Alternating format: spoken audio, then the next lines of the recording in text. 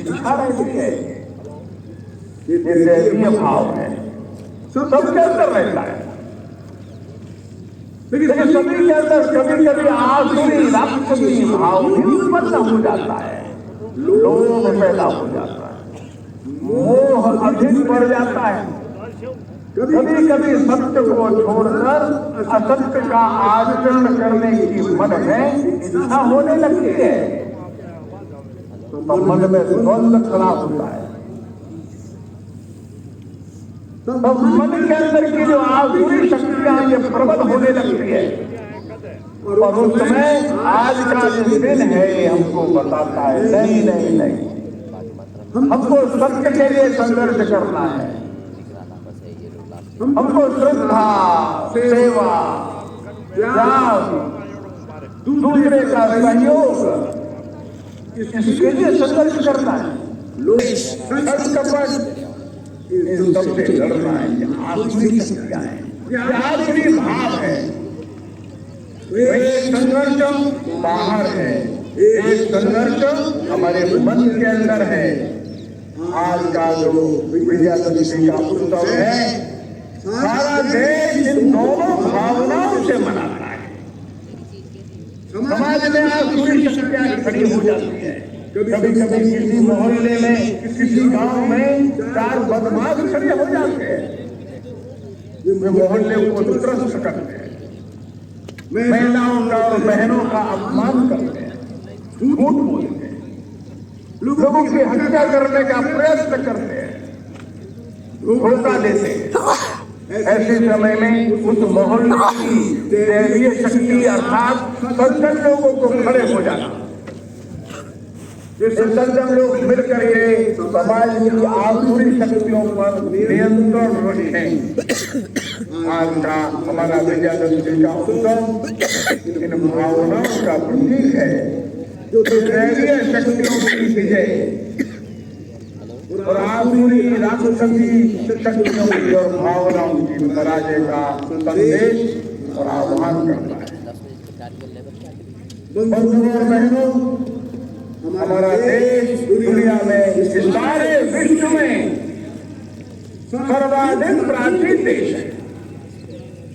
हमसे प्राचीन देश सारे विश्व में कोई नहीं है, और सिर्फ प्राचीन ही नहीं है, दसियों हजार वर्षों की भावनाएं, दसियों हजार वर्षों का विचार, दसियों हजार वर्षों के जीवन मूल्यों को आज भी लेकर के चलने वाला एकमात्र देश विश्व में हम है। दुनिया में बड़े बड़े देश खड़े तो हुए, लेकिन चले गए। हमारे देश को इस धरती पर टिकना है। हमारे देश के कंधों पर कोई एक वैश्विक जिम्मेदारी है। सारे विश्व के लिए हमको कुछ देना है। सारे विश्व को हमको एक विचार, हमको एक आचरण देना है। इसलिए ये देश अनेक प्रकार के दुख, संकट, अत्याचार सहन करने के बाद भी अभी धरती पर हम हिम्मत से, हम स्वाभिमान से, हम सम्मान के साथ खड़े हैं। एक ओर हमारा देश सबसे प्राचीन देश है, लेकिन दूसरी ओर हमारा देश विश्व के सर्वश्रेष्ठ देशों में से एक रहा है। हमारा देश ऐसा था जो देश दुनिया को सब वस्तुओं का निर्यात करता था। हम दुनिया की सबसे बड़ी इकोनॉमी थे। हम दुनिया को बड़े से बड़ा सामान निर्यात करते थे।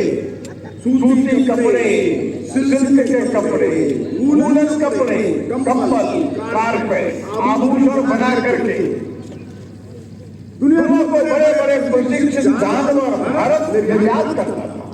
दुनिया को सुगंधित तेल, मसाले, अच्छी चंदन की लकड़ी भारत निर्यात करता था। दुनिया में अनेक प्रकार के भवन बनाने की लकड़ी भारत निर्यात करता था। बड़ी बड़ी नौकाएं, जहाज बनाकर भारत निर्यात करता था। दुनिया को लोहे का सामान भारत निर्यात करता था। बंधुओं और बहनों, भारत दुनिया की सबसे बड़ी इकोनॉमी था। हम निर्यात करते थे और दुनिया से सोना चांदी भारत में आता था। भारत संपन्न था। विज्ञान के क्षेत्र में अग्रगण्य था। बड़े बड़े भवन बनाना हम जानते थे। हम तारों की गति नाप लेते थे। कब सूर्य ग्रहण पड़ेगा, कब चंद्र ग्रहण पड़ेगा, बृहस्पति की दिशा क्या है, शनि की गति क्या है। भारत एस्ट्रोनॉमी में, ज्योतिष विद्या में दुनिया में सबसे आगे था। भारत भाषा के क्षेत्र में सबसे आगे था। दुनिया को अंक देने का काम भारत ने किया। दुनिया को औषधि विज्ञान भारत ने सिखाया। दुनिया को भाषा भारत ने दी। दुनिया की सबसे पुरानी शासन की गणतांत्रिक व्यवस्थाएं भारत ने दी। हम संपन्न थे। दुनिया के बड़े बड़े सबसे पहले विश्वविद्यालय भारत ने बनाए। सैकड़ों प्रकार की शिक्षा और विद्या भारत निःशुल्क देता था। तक्षशिला का विश्वविद्यालय, नालंदा का विश्वविद्यालय, विक्रमशिला का विश्वविद्यालय, ओदंतपुरी का विश्वविद्यालय, मगध का विश्वविद्यालय, ऐसे अनेक विश्वविद्यालय जहाँ पर 10,000 बच्चे पढ़ते थे और निःशुल्क पढ़ते थे। दुनिया भर के, विश्व भर के बच्चे आकर के पढ़ते थे। भारत शिक्षा के क्षेत्र में अग्रगण्य था। भारत उदारता के क्षेत्र में सबसे आगे था। दुनिया में कोई भी मार खाया, भगा दिया गया, उसको भारत ने शरण दी। अभी 2 दिन पूर्व हमारे रतन टाटा जी का स्वर्गवास हो गया। वे पारसी समुदाय के लोग लगभग 1,500 वर्ष पूर्व भारत में आए थे। उनको उनके देश से लोगों ने भगा दिया था, अत्याचार किया था उनके ऊपर। दुनिया के किसी देश ने उनको शरण नहीं दी। उन पारसी लोगों को भारत ने शरण दी। जब यहूदी लोगों को वहां से भगा दिया गया तो यहूदी लोगों को भारत ने शरण दी। ऐसे दुनिया में जो समाज अपने अपने यहाँ कष्ट पाए, भारत में शरण लेने आ गए। भारत में शरण दी। भारत संपन्न था। भारत विद्वान लोगों का देश था। भारत सांस्कृतिक दृष्टि से बहुत उन्नत था। दुनिया को संगीत देने का काम भारत ने किया। दुनिया के बड़े बड़े पराक्रमी लोग भारत में थे। वीर विक्रमादित्य भारत में थे। सम्राट अशोक भारत में थे। शालीवाहन भारत में थे। सम्राट हर्ष भारत में थे। बप्पा रावल भारत के थे। राणा सांगा भारत के थे। विश्व के सर्वश्रेष्ठ वीर पुरुषों की जननी, दुनिया की सबसे अच्छी सेना, लड़ने वाली सेना, बलिदान होने वाली सेना भारत के पास थी। इतना सब होने के बाद भी भारत 1,000 वर्षों तक संघर्ष किया और बड़े लंबे समय तक पराधीन हो गया। हमने बड़ा दुख का काल देखा, बड़ा अत्याचार देखा। हम किसी पर अत्याचार करने गए नहीं थे, लेकिन हमको लूटने लोग आ गए। भयंकर अत्याचार 1,000 वर्षों तक हमने देखा, सहन किया। हमारे देश के लाखों लोगों को उन अत्याचारी लोगों ने आक्रमण करने के बाद यहाँ से गुलाम बनाकर दुनिया के बाजार में बेच दिया। तो हम हार गए थे। हम विद्वान थे, हम वीर थे, हम लड़ने वाले थे, हम संपन्न थे, लेकिन युद्ध के मैदान में हम पराजित हो गए। 1,000 वर्षों तक भयंकर दुख और भयंकर अत्याचार, वो कालखंड हमने देखा है। शक्ति की पूजा करने वाला देश पराधीन हो गया था। हमारी माता और बहनों का जो अपमान हुआ, उसको शब्दों में वर्णन करना कठिन है।